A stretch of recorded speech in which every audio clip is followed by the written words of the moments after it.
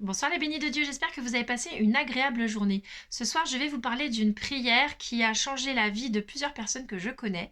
Du coup, je me dis que peut-être elle pourra changer la vôtre et je vous en parle ce soir puisque demain, nous serons le premier vendredi du mois et ces prières, eh bien, doivent se dérouler les premiers vendredis du mois. Peut-être qu'hier soir, vous avez écouté le témoignage de mon mari. Si ce n'est pas fait, vous pouvez retourner sur la page YouTube Bénir quelqu'un et retrouver le témoignage. Du coup, je vous en parle plus concrètement. Donc, en fait, il s'agit d'une prière qui aura pour durée 9 mois.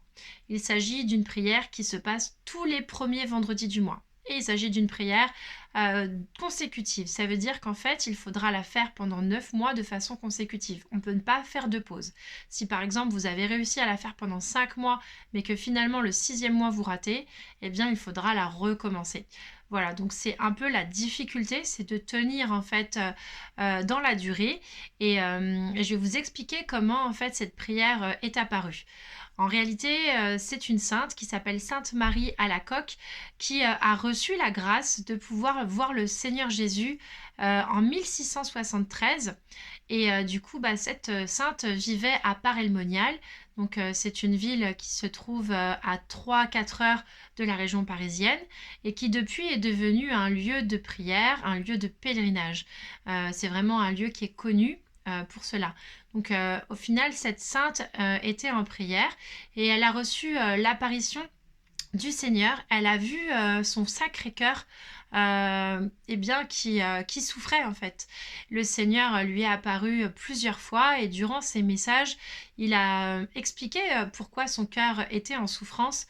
Il est représenté très souvent dans les images, les illustrations, avec des épines. On connaît les épines que le Seigneur Jésus avait, sa couronne sur la tête. Eh bien, ça a été transposé sur son cœur parce que véritablement, lorsque des gens comme vous et moi, eh bien, ne sommes pas en adéquation avec l'amour du Seigneur et lorsque nous faisons des choses qui peuvent le blesser, eh bien, c'est comme une épine qui transperce son cœur. Et donc c'est vraiment cette image qu'elle a reçue ainsi que des paroles. Et donc elle a eu plusieurs apparitions et le Seigneur lui a fait vraiment un cadeau et il lui a demandé dans un premier temps eh bien, d'instaurer une fête pour le Sacré-Cœur de Jésus. Il existe plusieurs fêtes religieuses et pour cette fête il a demandé à ce qu'elle ait lieu le vendredi qui suit la fête Dieu. Du coup, c'est quelque chose qui a été mis en place depuis cette apparition. Et d'autre part, eh bien, il a dit que, en fait, il souffrait beaucoup de toutes les personnes qui ne l'aimaient pas, de toutes les personnes qui ne l'adoraient pas et qui ne le reconnaissaient pas comme notre sauveur, lui qui a donné sa vie pour nous sauver. Eh bien, il a à chaque fois tous nos ressentis, il voit tout, il entend tout et il sait voilà combien parfois des gens peuvent mal parler de lui, peuvent ne pas l'aimer, peuvent parfois même le détester et du coup à chaque fois ça lui fait vraiment très mal et du coup en compensation il nous invite à aller le prier, aller en fait cicatriser ses blessures à travers nos prières d'adoration.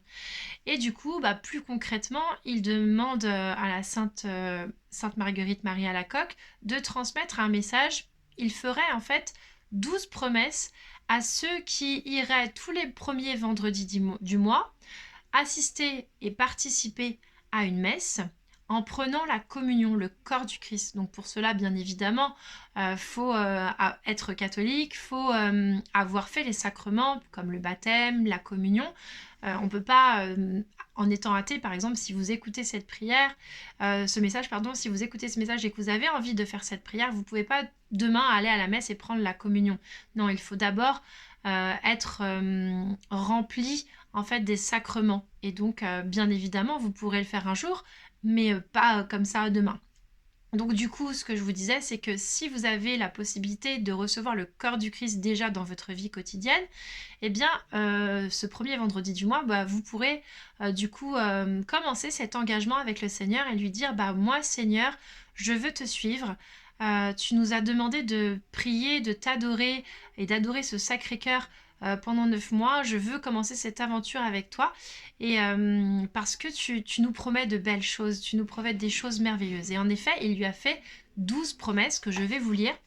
Donc toutes les personnes qui vont arriver à faire cet engagement avec le Seigneur, eh bien le Seigneur lui-même vous promet cela. Donc 12 promesses. Je leur donnerai toutes les grâces nécessaires dans leur état. Je mettrai la paix dans leur famille. Je les consolerai dans toutes leurs peines. Je serai leur refuge assuré pendant la vie et surtout lors de la mort. Je répandrai d'abondantes bénédictions sur toute leur entreprise. Les pécheurs trouveront dans mon cœur la source et l'océan infini de la miséricorde. Les âmes tièdes deviendront ferventes. Les âmes ferventes s'élèveront à une grande perfection. Je bénirai même les maisons où l'image de mon cœur sera exposée et honorée.